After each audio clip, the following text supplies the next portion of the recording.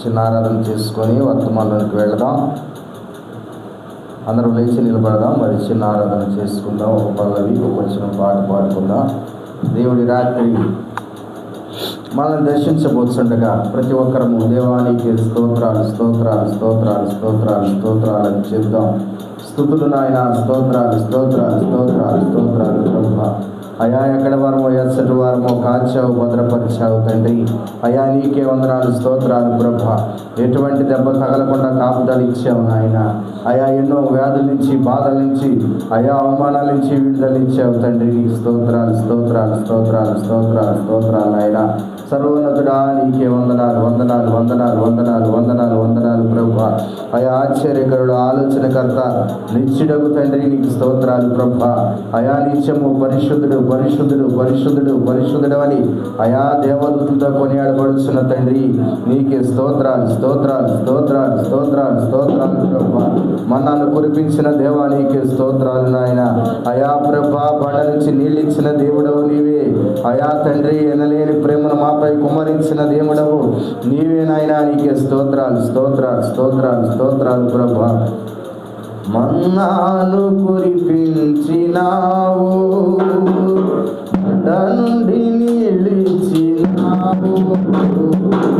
మన్నాను కురిపించినావు, బండ నుండి నీళ్ళిచ్చినావు.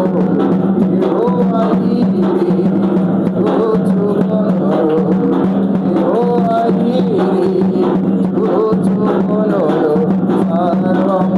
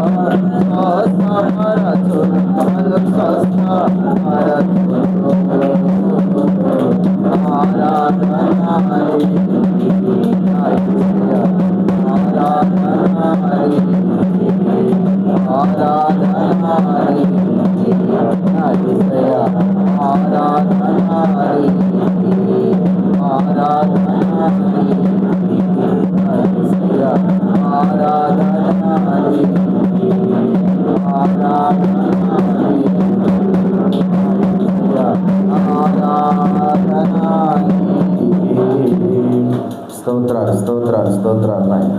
మహాగణుడమైన దేవా నీకే వందనాలు స్తోత్రాలు.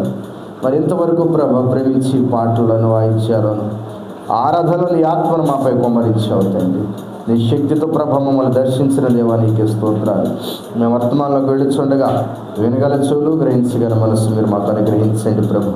ఎనలేని ప్రేమ ప్రభ మీరు మాపై కుమ్మరించమని ఈ మైక్ శబ్దం ద్వారా వింటున్న నీ బిడ్డల ప్రభ మీరే ప్రేమించి ఆదరించమని కోరుచు క్రీస్తునామని అడిగి వేడుకుంటున్నాను తండ్రి. ఆమేన్. అందరూ కూర్చుందామండి.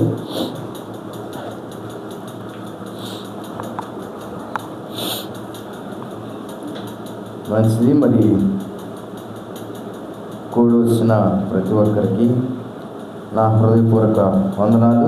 మరి ఈరోజు మనందరము ఆదివారపు ఆరాధనా క్రమానికి కూడుకున్న వారుగా ఉన్నాం కనుక మరి దేవుడి రాత్రి మనతో మాట్లాడడానికి దేవుడు ఒక చక్కటి అవకాశాన్ని ఏర్పరిచి ఉన్నాడు. మరి ఈ రాత్రి మనము పరిశీలన చేసుకుందాం. మరి దేవుని వాక్యాన్ని రాత్రి విందాం. ఆదివారపు ఆరాధన క్రమాన్ని జరుపుకుంటున్నాం కనుక ప్రతి ఒక్కరము దేవుని వర్తమానాన్ని విని దేవుడు మనతో ఈ రాత్రి ఏం మాట్లాడబోతున్నాడో కూడా పరిశీలన చేసుకొని మరి వాక్యాన్ని ధ్యానించుకుందాం. ఈ రాత్రి మరి ఒకనొకప్పుడు మనం అందరము ఇప్పుడు వాడుతున్న సిమ్ కార్డ్స్ ఇప్పుడు వాడుతున్నాం కదా సిమ్లు. ఆ సిమ్లన్నిటికీ ఇప్పుడైతే ఏ పేర్లు రాలేదు కానీ అంటే అడ్వర్టైజ్మెంట్స్ వస్తాయి చూసారా. అడ్వర్టైజ్మెంట్స్ వస్తాయి కదా, ఒకప్పుడు వచ్చాయి అడ్వర్టైజ్మెంట్స్, ఫోన్లకి అడ్వర్టైజ్మెంట్స్ వచ్చాయి. అలాగే సిమ్ కార్డ్స్ కూడా అడ్వర్టైజ్మెంట్స్ వచ్చాయి తెలుసా అందరికీ. ఒకప్పుడు రోజుల్లో వచ్చాయి, మా చిన్నతనంలో వచ్చాయి అడ్వర్టైజ్మెంట్స్. సిమ్ కార్డ్స్ కూడా టాటా ఇండికాకి, టాటా డొకోమోకి అలా కొన్ని సిమ్ కార్డ్స్కి అలా వచ్చాయి. ఎయిర్టెల్కి, ఇప్పుడు జియోకి వాటికి అంతగా రావట్లేదు. కానీ అప్పుడు టీవీలో అడ్వర్టైజ్మెంట్స్ బాగా వచ్చాయి. చిన్నప్పుడు బాగా అడ్వర్టైజ్మెంట్ వచ్చాయి. అది దాన్ని చాలా సరదాగా తీసుకొని మాట్లాడుకుంటూ ఉండేవాళ్ళం. ఐడియా జీవితాన్ని మార్చేస్తుంది అంటే ఆ సిమ్ కార్డ్ యొక్క అడ్వర్టైజ్మెంట్ కూడా అలాగే ఉండేది. ఆ సిమ్ కార్డు పేరు కూడా ఐడియా సిమ్. ఆ సిమ్ కార్డు పేరు కూడా ఐడియా. ఆ సిమ్ కార్డు కూడా అడ్వర్టైజ్మెంట్ ఒక ఐడియా మీ జీవితాన్ని మార్చేస్తుంది. తీసుకునేటువంటి నిర్ణయము వాడుకునేటువంటి మీ నిర్ణయము మీ జీవితాన్ని మార్చేస్తుంది అనే రీతిగా వాడిచ్చే అడ్వర్టైజ్మెంట్ ఆ రోజు బాగా క్లిక్ అయింది ఆ రోజుల్లో. అలాగే ప్రియమైన దేవుని బిడ్డలారా, ఈ రాత్రి కూడా దేవుడు మనతో చెప్తున్నది ఏంటో తెలుసా? ఒక ఐడియా మన జీవితాన్ని మారుస్తుంది. ఒక ఐడియా మన జీవితాన్ని మారుస్తుంది అనే రీతిగా దేవుడు మనతో మాట్లాడుతున్నాడు. అంటే ఒక ఆలోచన ఆధ్యాత్మికంగా తీసుకుంటే ఒక ఆలోచన మన జీవితాన్ని ఎలా మార్చుద్ది? ఈ రాత్రి మనం పరిశీలన చేసుకున్నట్లయితే మనుషుని యొక్క హృదయంలో అనేకమైన ఆలోచనలు పుట్టునని దేవుని వాక్యం సెలవిస్తున్నది.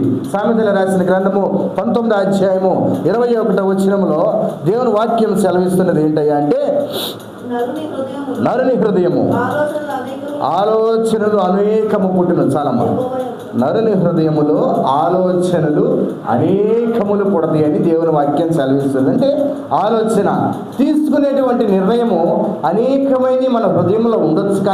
కానీ ఆ ఆలోచన మంచి వైపు దారితీస్తున్నదా, చెడు వైపు దారితీస్తున్నదా, మంచి త్రోవన నడిచే వైపు దారితీస్తున్నదా, చెడు త్రోవన నడిచే రీతిగా దారితీస్తున్నదా? మన కుటుంబము ఎలా అయితే ఆలోచన చేస్తే సరైన త్రోవలో నడుస్తుందో, ఎలా ఆలోచన చేస్తే సరైన రీతిలో నడుస్తుందో మన ఆలోచన బట్టే మన కుటుంబ వ్యవస్థ ఉంటుంది. మన ప్రవర్తన బట్టే మన కుటుంబ వ్యవస్థ ఉంటుంది. మన నడకన బట్టే మన కుటుంబ వ్యవస్థ ఉంటుంది. అందుకనే ఒక ఆలోచన మన జీవితాన్ని ఎలా మార్చుద్ది అని చెప్తున్నాను. అందుకని దేవుని వాక్యం సెలవిచ్చిన రీతిగా నరుని హృదయంలో అనేక ఆలోచనలు పుట్టును. అవి మంచివి అవ్వచ్చు, చెడ్డవి అవ్వచ్చు, అవి గమ్యాన్ని చేర్చేవి కావచ్చు, గమ్యాన్ని మధ్యలో ఆపేసేవి కావచ్చు, అవి చివరికి వెళతాయో వెళ్ళకపోతాయో అనేది మన ఆలోచన బట్టే ఉంటుంది. మనం తీసుకున్న నిర్ణయాన్ని బట్టే ఉంటుంది. ఇప్పుడు ఒక యవనస్తుడు నేను మంచి స్థాయిని సంపాదించాలి, నేను మంచి ఉద్యోగ స్థితిని సంపాదించాలని ఆశపడుతున్న యవనస్తుడు అది గమ్యానికి వెళ్ళడానికి ఒక ఆలోచనతో ఉంటాడు. నేను ఎప్పటికైనా సరే ఒక అధికారిగా మార్చబడాలని ఒక గమ్యాన్ని గురి కలిగి జీవిస్తున్నప్పుడు తన ఆలోచన ఎప్పుడు ఆ గురువు వైపే ఉండాలి.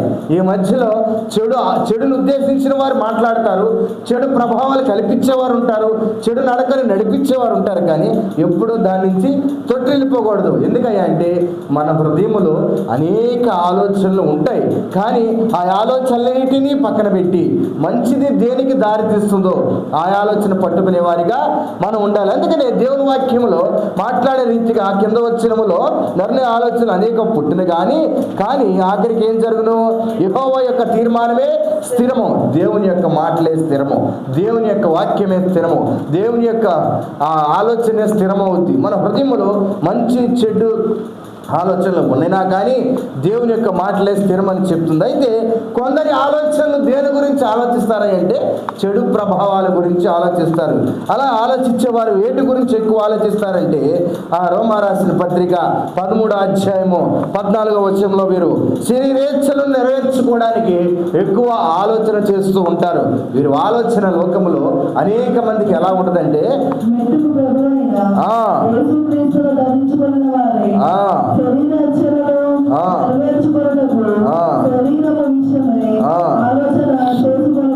చూసారా, దేవుని వాక్యం సెలవిస్తుంది ఏంటంటే శరీరేచ్ఛలు నెరవేర్చుకున్నట్టుకు మీరు ఆలోచన చేయవద్దు అని చెప్తుంది. అంటే నరుని హృదయంలో అనేక ఆలోచనలు పుట్టిన కదా, ఆ ఆలోచనలో శరీరేచ్ఛల కొరకు అంటే చెడు ఉద్దేశాల కొరకు మనం ఉపయోగించుకునే వారిగా ఆలోచన వాడుకోకూడదు. మన ఐడియాస్, మన తలంపులు, మన ఆలోచనలు మంచిని ఉద్దేశించిన రీతిగా ఉపయోగించుకునే వారిగా ఉండాలి. అప్పుడే దేవుడు మన పక్షమున ఆయన ఏ తీర్మానం అయితే చేయాలని ఆశపడుతున్నాడో ఆ తీర్మానాన్ని నెరవేర్చేవాడిగా ఉంటాడు. ఈ రాత్రి మరి ప్రియమైన దేవుని బిడ్డలారా, ఆదివారపు ఆరాధనలో దేవుడు ఒక ఐడియా జీవితాన్ని మార్చేస్తుందని ఎలా అయితే అడ్వర్టైజ్మెంట్ వారు చెప్తున్నారో, అలాగే దేవుని వాక్యం కూడా నీ ఆలోచన నీ జీవితాన్ని మార్చే రీతిగా ఉండాలి. నీ ఆలోచన నీ స్థితిని మార్చే రీతిగా ఉండాలి. నీ ఆలోచన నీ కుటుంబ వ్యవస్థను మార్చే రీతిగా ఉండాలి. నీ నిర్ణయము నీ స్థితిని మార్చే రీతిగా, నీ స్థితిగతులు మార్చే రీతిగా ఉండాలి. అవి చెడు ఉద్దేశాంశాలు వాడుకునే రీతిగా ఉండకూడదు. అందుకని నరి హృదయంలో అనేక ఆలోచనలు పుట్టిన కదా, ఆ ఆలోచనలో శరీరేచ్ఛలు నెరవేర్చుకోవడానికి వాడుకోకూడదు. దేవుని వాక్యం సెలవిస్తున్నది. శరీరేచ్ఛలు నెరవేర్చుకోవద్దని దేవుని వాక్యం సెలవిస్తున్నది. మరొకటిగా మనం చూసుకున్నట్లయితే విలాప వాక్యాల్లో 3:60లో చూసినట్లయితే పగ తీర్చుకోవాల్సిన విషయాలు కూడా మనం మానుకునే రీతిగా ఉండాలి. అంటే మన ఆలోచన అవతల వ్యక్తులపై పగ తీర్చుకునే వారిగా మనం ఉండకూడదు. విలాప వాక్యాలు మనం చూసినట్లయితే 3వ అధ్యాయము 60వ వచనంలో కూడా దేవుడు మాట్లాడుతున్నాడు మనతో. ఏమన్నా తెలుసా? దేవుడు మనతో మాట్లాడుతున్నాడు. పగ తీర్చుకోకూడదని అవతల వ్యక్తుల వారిపై మన ఆలోచన పగ తీర్చుకోకుండా ఉండడం వల్లని దేవుని వాక్యం సెలవిస్తున్నది. విలాప వాక్యాలు 3వ అధ్యాయము 60వ వచనంలో దేవుని వాక్యం సెలవిస్తున్నది. పగ తీర్చుకొనవలెనని వారు నా మీద చేయు ఆలోచనలన్నీ నీవు ఎరుగుదువు అని చెప్తున్నాడు. విలాప వాక్యాల్లో దేవుడు భక్తుడు మాట్లాడుతున్నాడు. అయ్యా, వారు పగ తీర్చుకునే ఆలోచన వారి హృదయాల్లో ఉన్నదయ్యా, నువ్వు తెలుసు కదా వాటి గురించి అనే రీతిగా మాట్లాడుతాడు భక్తుడు. ఈ రాత్రి ప్రియమైన దేవుని బిడ్డలారా, నువ్వు పరిశీలన చేసినట్లయితే నీపై అనేక మంది ఆలోచన ఎలా ఉంటుందో తెలుసా? నువ్వు యథార్థవంతుడిగా నడుస్తున్నప్పుడు, నువ్వు నిష్పక్షపాతంగా నడుస్తున్నప్పుడు, నువ్వు అన్ని విషయాల్లో క్రమంగా నడుస్తున్నప్పుడు, నువ్వు ప్రతి విషయం ముందు దేవుని దగ్గర మాట్లాడుతున్నప్పుడు, దేవుడి దగ్గర ప్రతి ఆలోచన తీసుకుంటున్నప్పుడు, దేవుని సన్నిధిలో ప్రతి విషయాన్ని నడిపించుకుంటున్నప్పుడు, అప్పుడు దేవుడు నీతో ప్రతి విషయంలో తోడుగా ఉండి నువ్వు ఆలోచన చేస్తున్నా నీ కుటుంబాన్ని మార్చుకోవాలని ఎలా అయితే ఆలోచన చేస్తున్నావో, నీ స్థితిగతులను మార్చుకోవాలని ఎలా అయితే మంచి ఉద్దేశాలతో నడుస్తున్నావు, అప్పుడు నీపై శత్రువులు పుట్టుకొస్తారు. శత్రువులు పుట్టుకొచ్చినప్పుడు పగ తీర్చుకోవడానికి, అంటే నీ పాత రోత జీవితాన్ని చూసి వీడి ఒకప్పుడు నా జీవితాన్ని ఈ రీతిగా పాడు చేశాడు కదా, ఒకప్పుడు వీడి నా జీవితాన్ని ఈ రీతిగా హింసపాలు చేశాడు కదా అని వారు పగ తీర్చుకోవడానికి, ఎప్పుడైతే నీ ఆలోచన మార్చుకొని దేవునిపై దృష్టి నిలిపి దేవుని యందు ఎడతెగగా ప్రార్థన చేస్తున్నప్పుడు, దేవుని అంటిపెట్టి నడుస్తున్నప్పుడు, నీ ఆలోచన మార్చిన విధానాన్ని, నీ సహవాసాన్ని మార్చిన విధానాన్ని, నీ నిర్ణయం మార్చినప్పుడు, అప్పుడు శత్రువులు నీపై పుట్టుకొచ్చి అప్పుడు మాట్లాడుతూ ఉంటారు. అప్పుడు నీపై ఎలా అయినా పగ తీర్చుకోవాలని. అందుకే భక్తుడు సెలవిస్తున్నాడు ఏమని? 60వ వచనంలో పగ తీర్చుకోవాలని వారు నా మీద చేయు ఆలోచనలు నువ్వు ఎరిగి ఉన్నావయ్యా అని మాట్లాడుతున్నాడు. ప్రియమైన దేవుని బిడ్డలారా, అనేక మంది మనపై పగ తీర్చుకోవడానికి రాబోతున్నారు, వస్తున్నారు కూడా అన్ని విషయాల్లో. అది పగ తీర్చుకోవడానికి స్నేహితులు కావచ్చు, మిత్రులు కావచ్చు, బంధువులు కావచ్చు, అనేకమైన వారు కావచ్చు. ప్రతి విషయం అందు వారిని పగ తీర్చుకుంటూ వస్తారు. వారి ఆలోచన నిన్ను పడగొట్టాలని, వారి ఆలోచన నేను పడేయాలని. అందుకని నువ్వేం చేయాలంటే ఈ రాత్రి నువ్వు తీసుకుంటున్న ప్రతి ఆలోచన దేవుని ఉద్దేశపూర్వకముగా, దేవుని తీర్మానపూర్వకముగా తీసుకున్నట్లయితే నీ కుటుంబము మార్చివేస్తాడు దేవుడు, నీ స్థితిని మార్చివేస్తాడు దేవుడు, నీ పరిస్థితిని మార్చివేస్తాడు దేవుడు. అటువంటి కృప దేవుడు మనందరికీ అనుగ్రహించునుగాక. దేవునికి స్తోత్రం. ప్రియమైన దేవుని బిడ్డ, ఒక ఆలోచన జీవితాన్ని మార్చేస్తుందా అంటే ప్రతి ఒక్కరు పెద్దలు ఈ రోజుల్లో ఏం చెప్తూ ఉంటారు? యవనస్తులైన వారికి, పిల్లలైన వారికి, ఈ అనుభవ జ్ఞానులు ఏం చెప్తూ ఉంటారంటే, అయ్యా నువ్వు ఇప్పుడు యవనుడు కదా, రేపటి దినాన మాలాంటి కష్టాలు నువ్వు పడకూడదు కనుక నువ్వు తీసుకునే ప్రతి నిర్ణయము ఒక మంచిదని తీసుకో. ఎందుకంటే ఈరోజు పరిస్థితులు బాగున్నాయి కదా నేను నడుస్తున్నావు, కానీ రేపటి దినాన పరిస్థితులు బాగోనాయినా అని చెప్పేవారుగా ఉంటాం. ఎందుకంటే మనము వాటి నుంచి అనుభవ జ్ఞానులమై వచ్చాము కనుక, అనుభవించి వచ్చాము కనుక మన బిడ్డలకైనా అదే చెప్తాం. ఎందుకంటే ఆ స్థాయి నుంచి మనం ఎదిగి వచ్చాం కనుక, ఆ స్థాయిని దాటి మనం వచ్చాము కనుక వారికి మనము ఆలోచన చెప్పేవారుగా ఉంటాం. చెడుకోమని ఎవరికి చెప్పం, మనం ఎవరికి చెప్పం.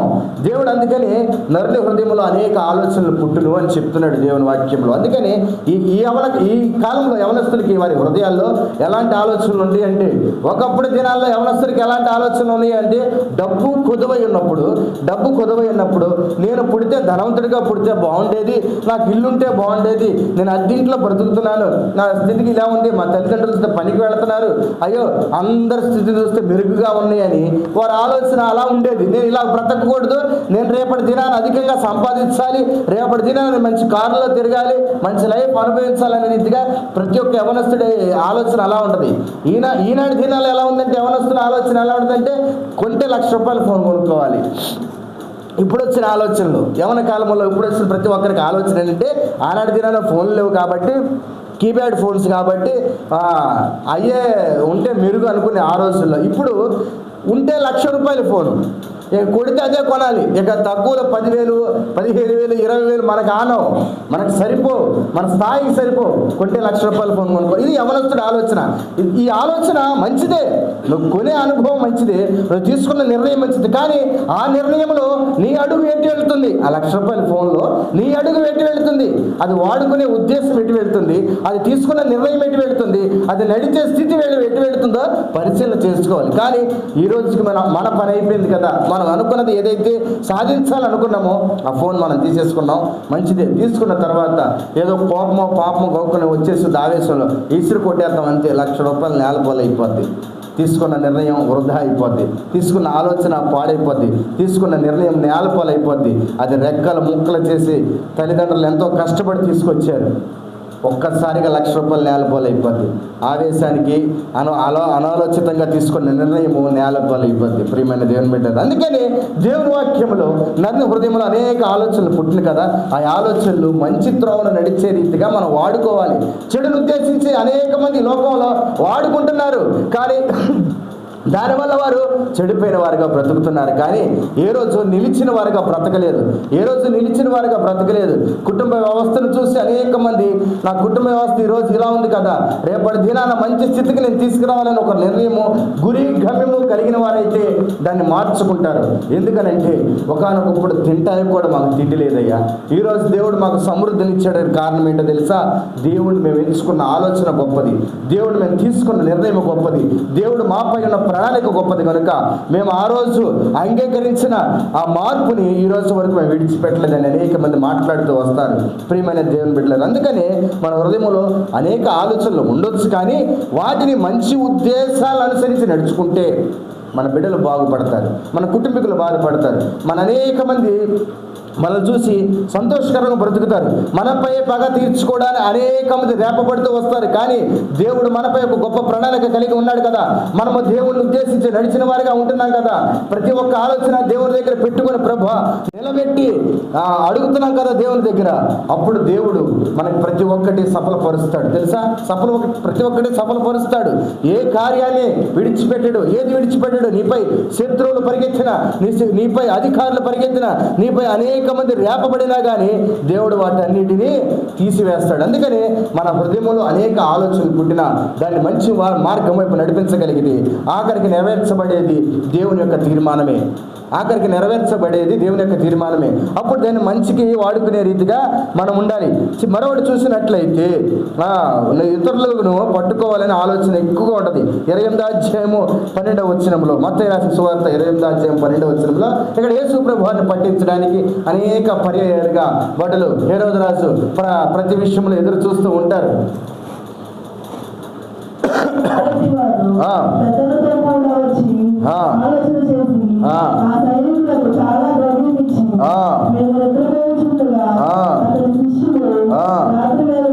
వచ్చి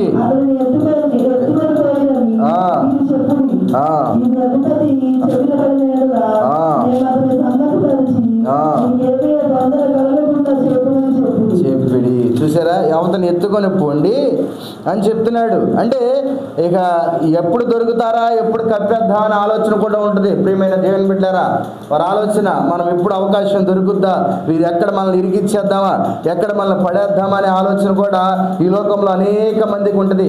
వారి ఆలోచన అదే. కానీ మనం అలాంటి ఉద్దేశం కలిగిన వారిగా ఉండకూడదని దేవుని వాక్యం సెలవిస్తున్నది. మనము ఎదుటి వారిపై ప్రేమని, కరుణని చూపించే వారిగా ఉండాలి. ఎదుటి వారిపై జాలిని చూపించే వారిగా ఉండాలి. అందుకని కాబట్టి వారి పెద్దలతో కూడి వచ్చి ఆలోచన చేసి ఆ సైనికులకు చాలా ద్రవ్యం ఇచ్చి, మేము నిద్రపోవచ్చుండగా అతని శిష్యులు రాత్రి వేళ వచ్చి అతన్ని ఎత్తుకొని పోయిరని మీరు చెప్పుడి, ఇది అధిపతులు చెవిన వినబడినలా మేము అతన్ని సమ్మతిపరిచి మీకేమీ తొందరపడకూడదని తొందరపడకూడదని చేతుమని చెప్పిరి. చూసారా, ద్రవ్యం ఇచ్చి తీసుకెళ్ళిపోయారని చెప్తున్నారు. అంటే మనం సరైన స్థితిలో ఉన్నప్పుడు మనల్ని కప్పివేయాలని, తీసివేయాలని కూడా చాలామంది ఉంటారు. వారి ఆలోచన ద్వారా మనల్ని పాడు చేయాలని వారు కూడా ఉంటారు. మన స్థితిగతులను ఇబ్బందులు పాలు చేసేవారు కూడా ఉంటారు. అందుకని వారి యొక్క ఆలోచనని మనము గ్రహించి మన దేవుడితో మనం సరిగ్గా సహవాసం చేసినట్లయితే వారి ఆలోచనలు మనం పడకుండా దేవుడు మనకి కాపుదల ఇస్తాడు. ఈ రాత్రి ప్రియమైన దేవుని బిడ్డలారా, మన ఆలోచన ఎటువైపు నడుస్తుందో పరిశీలన చేసుకోవాలి. అయితే కొందరు ఇప్పటి వరకు వారి ఆలోచనని పాడు చేసుకుంటూ వచ్చారు. పట్టించాలని, ఇరుకుల ఇబ్బందులు పెట్టాలని, పగ తీర్చుకోవాలని, అలాగే శరీరేచ్ఛలు నెరవేర్చుకోవడానికి, శరీర కోరికలు నెరవేర్చుకోవడానికి, శరీర ఆశలు నెరవేర్చుకోవడానికి వారి ఆలోచనని వాడుకున్నారు. మరికొందరు ఏం చేస్తున్నారంటే వారి ఆలోచనని మంచికి వాడుకోవడానికి ఉపయోగిస్తున్నారు. అంటే వారి కుటుంబాన్ని కట్టుకోవడానికి ఉపయోగిస్తున్నారు, వారి కుటుంబాన్ని నిలబెట్టుకోవడానికి ఉపయోగిస్తున్నారు, వారి స్థితిగతులను మార్చుకోవడానికి ఉపయోగిస్తున్నారు, మంచి స్థాయిని చూడడానికి ఉపయోగిస్తున్నారు. చూసినట్లయితే నిర్గమాకాండము 18వ అధ్యాయము 14 నుంచి 24 వరకు చదివినట్లయితే మంచి ఆలోచన ఇచ్చిన వారుగా ఉన్నారు. తెలుసా, నిర్గమాకాండము మోషే తన మామగారి మాట విన్నాడు, చెప్పినదంతయు చేసాను.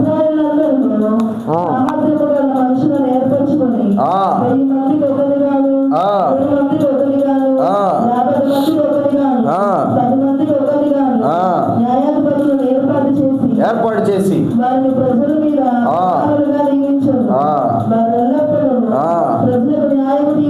తీర్చువాడు తెచ్చెను.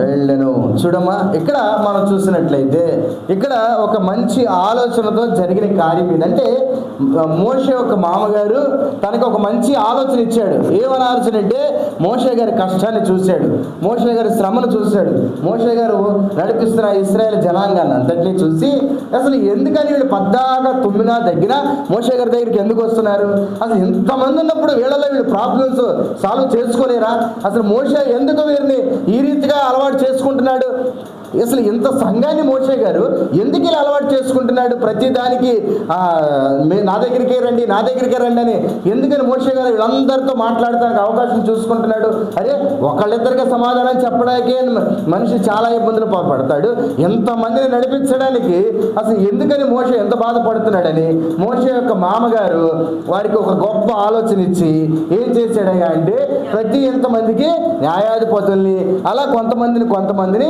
అమర్చి పెట్టాడు. అంటే సమస్య పెద్దదైనప్పుడు నా దగ్గరికి రండి, అతి చిన్నదైతే కనుక మీకంటూ నిర్ణయించబడిన వ్యక్తులు ఉన్నారు కదా, వారి దగ్గరికి పంచుకోండి అమ్మా.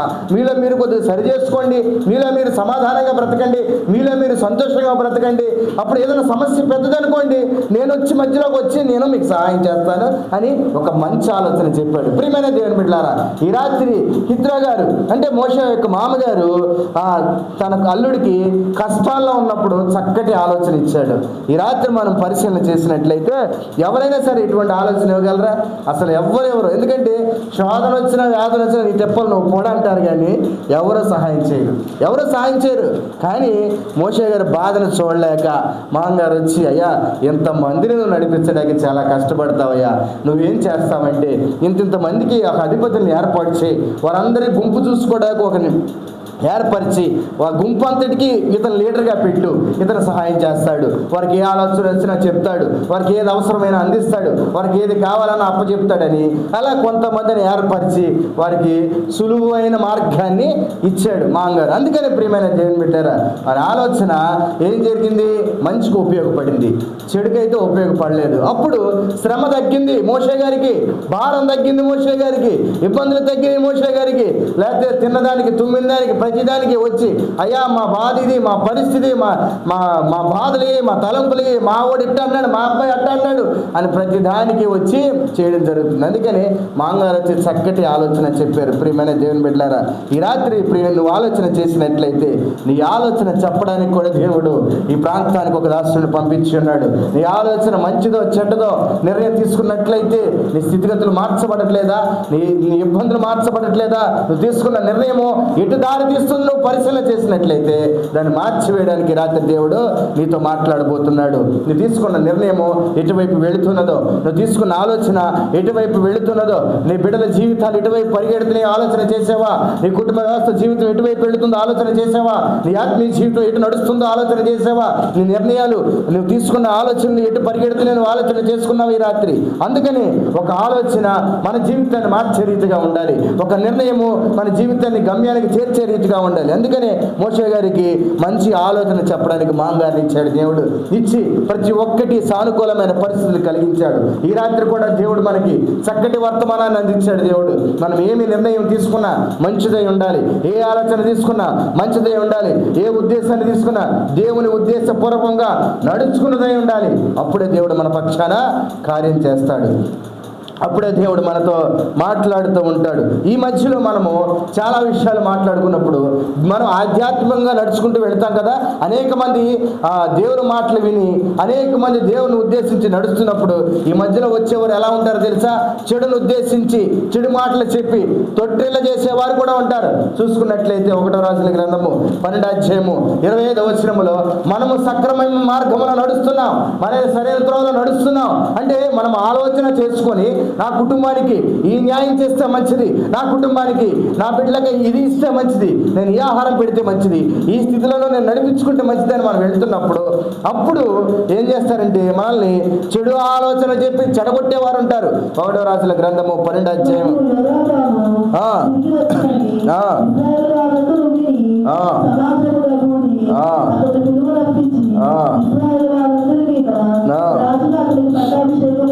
చేసిరి.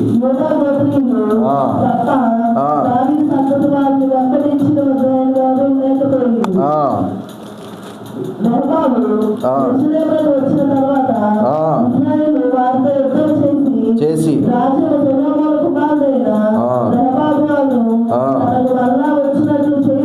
చేయుటకై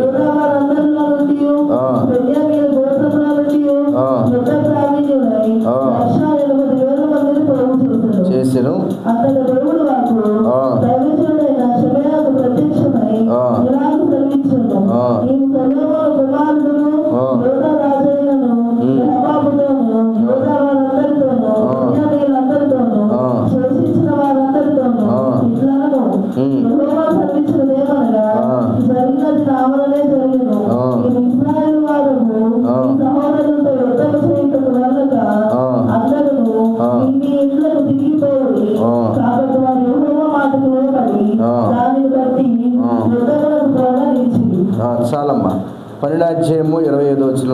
చూసుకుంటే, తర్వాత యెరోబాము ఎఫ్రాయిలు మన్యమందు షేకెము కట్టించి ఉండి వెళ్ళి కట్టించెను.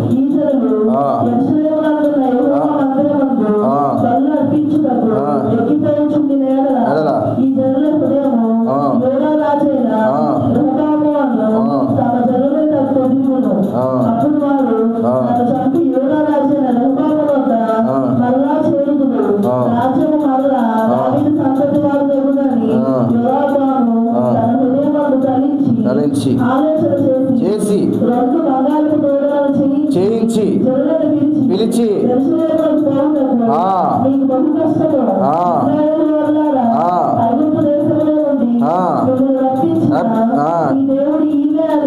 చెప్పి చాలమ్మా. ఇక్కడ చూసినట్లయితే ఇశ్రాయేలు జనము, యెరూషలేము జనం ఏం చేస్తారంటే బలి అర్పించడానికి వెళుతున్నారు. వెళుతుంటే ఇది చూసి ఆయన ఏమంటున్నాడు, ఇది మరలా దావీదు వంశానికి వెళ్ళిపోద్ది రాజ్యము అని చెప్పి వీరిని మభ్యపెట్టడానికి, అంటే మార్చడానికి ఏం చేశాడు, 2 దూడలు చేయించి వాటికి అప్పచెప్పి, అయ్యా దేవుడు మీకు ఇచ్చినవి ఇవే అని వారికి చెడగొట్టాడు. వారి హృదయాన్ని చెడగొట్టాడు, వారి ఆలోచనలు చెడగొట్టాడు, వారి నిర్ణయాన్ని చెడగొట్టాడు. సకలము యావత్తు వారు జరిగించాలని ఆశపడుతున్నప్పుడు వీరి ఆలోచన అంతటిని చెడగొట్టేశారు. అక్కడ చూసారా ప్రియమైన దేవుని బిడ్డలారా, ఈ రాత్రి పరిశీలన చేసినట్లయితే నువ్వు మంచిని ఉద్దేశించి నడుస్తున్నప్పుడు అపవాదిని వెనకుండి చూపించి, నువ్వు ఎందుకున్న దారి ఇదే, నీ కొరకు దేవుడు పంపించిన మార్గం ఇదే, నీ ఆలోచనలో ఉన్నది ఇదే, నువ్వు ఆలోచిస్తున్నది ఇదే అని మభ్య పెడతాడు. అప్పుడే మనము సరైన స్థితిలో ఆలోచించి ప్రార్థన చేసి దేవుడిని అడగాలి. అప్పుడు దేవుడు మనతో మాట్లాడతాడు, ఏది సరైన ఆలోచన, ఏది సరైన స్థితి అనేది.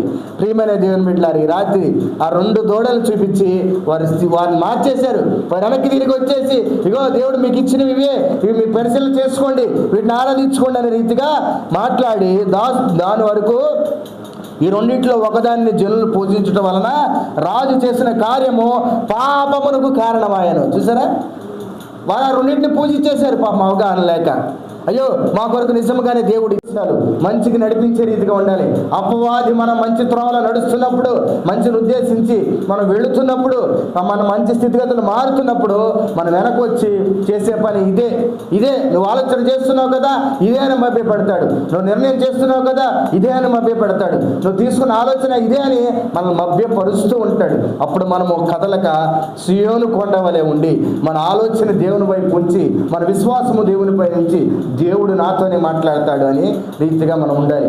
ఎంతోమంది మనపై శత్రువులు వస్తారు, పగదీర్చుకునే వారు వస్తారు, మనల్ని మభ్యపెట్టేవాళ్ళు వస్తారు, మనల్ని ఇబ్బంది పెట్టేవారు వస్తారు. కానీ మన ఆలోచన దేవుని ఉద్దేశపూర్వకంగా నడవాలి, మన ఆలోచన దేవుని వైపు నడవాలి, మన నిర్ణయము దేవుని ఉద్దేశించిన రీతిగా నడవాలి. అప్పుడే దేవుడు ఆయన యొక్క తీర్మానాన్ని మన పక్షాన నెరవేరుస్తాడు.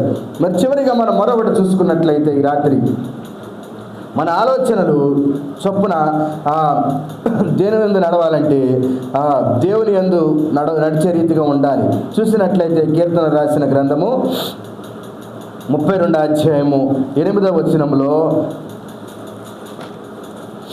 కీర్తన రాసిన గ్రంథము 32వ అధ్యాయము 8, నీకు ఉపదేశము చేసేదను, నీవు నడవవలసిన మార్గమును నీకు బోధించును, నీ మీద దృష్టి ఉంచి నీకు ఆలోచన చెప్పెదను.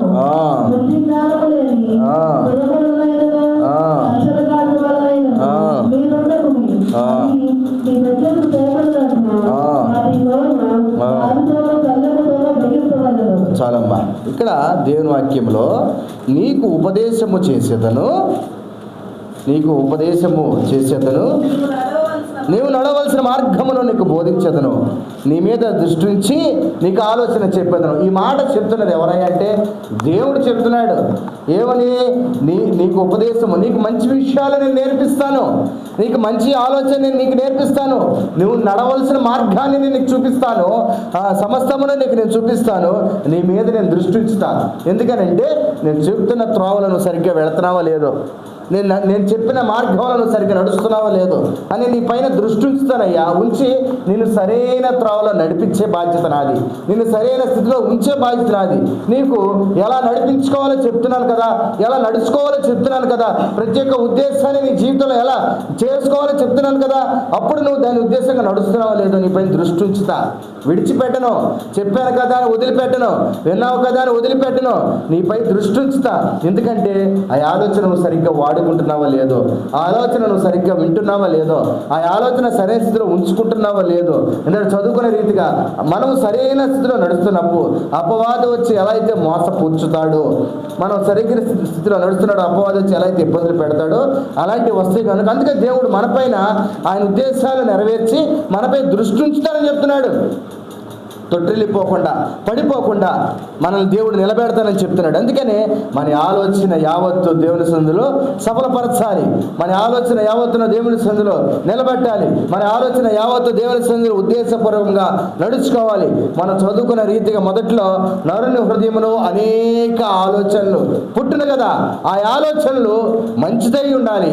చెడును ఉద్దేశించి నడిచే రీతిగా ఉండకూడదు, చెడుని ఆలోచించి నడిచే రీతిగా ఉండకూడదు. మనం ఏ ఉద్దేశం తీసుకున్నా, మనం ఏ ఆలోచన తీసుకున్నా ఒక ఐడియా జీవితాన్ని ఎలా అయితే మార్చేస్తుందో అలాగా మన బిడ్డల జీవితాన్ని మార్చే రీతిగా ఉండాలి, మన కుటుంబీకుల జీవితాన్ని మార్చే రీతిగా ఉండాలి, మన తల్లిదండ్రుల జీవితాన్ని మార్చే రీతిగా ఉండాలి. మన గమ్యం ఏదైతే కలిగి జీవిస్తున్నామో ఆ గమ్యాన్ని చేరే రీతిగా ఉండాలి. మనం గురి దేన్నైతే గెలవాలని ఆశపడుతున్నామో దాన్ని గెలిచే వారిగా మనం ఉండాలి. అంతేగాని మధ్యలో దూడలు ఏదో చూపించారని, బంగారం మీద ఆశ చూపించారని వెనక్కి తిరిగిపోతే ఆ పాపం మన బిడ్డలకి కారణమైపోద్ది. ప్రియమైన దేవుని బిడ్డలారా, అందుకనే మన ఆలోచన దేవుని సందులో నెరవేర్చే రీతిగా ఉండాలి. అప్పుడే అందుకే దేవుడు చెప్తున్నాడు, ఆయన ఉపదేశంలో మనకు నేర్పించి ఆయన మనపై దృష్టి ఉంచుతానని చెప్తున్నాడు. మనం ఉన్నత స్థితిని అధిగమించడం కొరకు, మనం ఉన్నత స్థితిలో నిలవడం కొరకు. అందుకనే బుద్ధి జ్ఞానము లేని 9వ వచనంలో చూసినట్లయితే బుద్ధి జ్ఞానము లేని గుర్రములనైనను కంచరి గాడిదలైనను మీరు ఉంచకుడి, అవి నీ దగ్గరకు తేబడినట్లు వాటి నోరు వారుతోనూ కళ్ళెములతోనూ బిగింపవలెను. భక్తిహీనులు అనేక వేదనలు కలుగుతున్నవి, యెహోవా యందు నమ్మిక ఉంచు వారిని కృప ఆవరించి ఉన్నది. నీతిమంతులారా యెహోవాను బట్టి సంతోషించుడి, ఉల్లసించుడి, యథార్థ హృదయులారా మీరందరూ ఆనందగానము చేయుడు. దేవునికి స్తోత్రం. చూసారా దేవుని వాక్యంలో ఎంత చక్కటి మాట చెప్తున్నాడు. మన చుట్టూ ఏముంచకూడదట దేవుడు చెప్తున్న రీతిగా, మన చుట్టూ ఏముంచకూడదు, బుద్ధి జ్ఞానము లేని గుర్రములైనను కంచర గాడిదలైనను మీరు ఉంచకూడి. అంటే మన దగ్గర అటువంటి ప్రవర్తన కలిగిన వారిని ఉంచకూడదు. అంటే మనపై చెడు ఉద్దేశం కలిగిన వారిని మన మధ్య ఉంచుకోకూడదు. వారు మనల్ని పడత్రొయ్యాలని ఒక వారు అనుకుంటే కనుక వారిని ఉంచుకోకూడదు. మనం వాటి నుంచి దూరంగా ఉండాలి. దేవుని సన్నిధిలో ప్రభా వీరు నా చుట్టూ ఉన్నారు, వీరు నాపై పగ తీర్చుకోవడానికి వస్తున్నారు కదా, నీకు తెలుసు కదా, వీటి నుంచి నాకు విడుదల కలిగించు. నేను నీ వైపు గురి కలిగి ప్రయాణిస్తున్నప్పుడు నా వెనుక ఉండి నన్ను మోసం చేయాలని చూస్తున్నారు నాయన. అయ్యా అవి చూపించి ఇవి చూపించి ఆశ కల్పిస్తున్నారు, కానీ నేను నీ వైపు గురి కలిగి ప్రార్థించాలి, నీ వైపు గురి కలిగి నడుచుకోవాలి, నీ వైపు గురి కలిగి నేను ఆరాధించాలనే రీతిగా మన ఆలోచన మార్చుకునే రీతిగా ఉండాలి. అంతేగాని లోకంలో ఏదో ఆశ కనపడిందని, లోకంలో ఏదో తలంపు కనపడిందని, లోకంలో ఏదో నిర్ణయాలు కనపడినాయని మన ఆలోచన మార్చుకొని మనం దేవుని వైపు తిరగకుండా అపవాది వైపు తిరిగినట్లయితే మన ఆలోచనలన్నీ మారిపోతాయి. అప్పుడు దేవుని సన్నిధిలో పాపం చేసిన వారిగా బ్రతుకుతాం. మన బిడ్డలకు ఆ జీవితాన్ని ఇవ్వలేం, మన బిడ్డలకు మంచి స్థితిని ఇవ్వలేం, మన కుటుంబానికి మంచి స్థితి ఇవ్వలేం. మన ఆలోచన అంతటిని మారిపోతుంది. కనుక ఈ రాత్రి దేవుడు చెప్తున్నది ఏంటో తెలుసా, మనం తీసుకున్న నిర్ణయమే మన కుటుంబ జీవితాన్ని మార్చుద్ది, మనం తీసుకున్న ఆలోచనే మన బిడ్డల జీవితాన్ని మార్చుద్ది. ఒక ఐడియా జీవితాన్ని ఎలా అయితే మార్చుద్దో అలాగే దేవుని వాక్యాన్ని మనం ఎలా అయితే తీసుకుంటామో అలాగే మన జీవితాన్ని మార్చుద్ది. మనం తీసుకున్న నిర్ణయము కుటుంబాన్ని మార్చేదిగా ఉండాలి, మనం తీసుకున్న నిర్ణయము జీవితాన్ని మార్చేదిగా ఉండాలి, మనం తీసుకున్న ఉద్దేశాలు దేవుని సన్నిధిలో దేవునికి ఉద్దేశపూర్వకంగా ఉండే రీతిగా ఉండాలి. అట్టి కృప దేవుడు మనందరికీ అనుగ్రహించునుగాక. ప్రార్థన చేద్దాం. మరి అయా నీకే వందనాలు, స్తోత్రాలు స్తోత్రాలు స్తోత్రాలు స్తోత్రాలు ప్రభా. అయా ఎచ్చటి వారమో ఎక్కడి వారమో ప్రభా, ఎక్కడి వారమో ఎచ్చడి వారమో తండ్రి నాయన, ఈ రాత్రి ప్రభా ఒక ఆలోచన మా జీవితాన్ని మార్చుద్దని చెప్పావు కదా, నిజమే.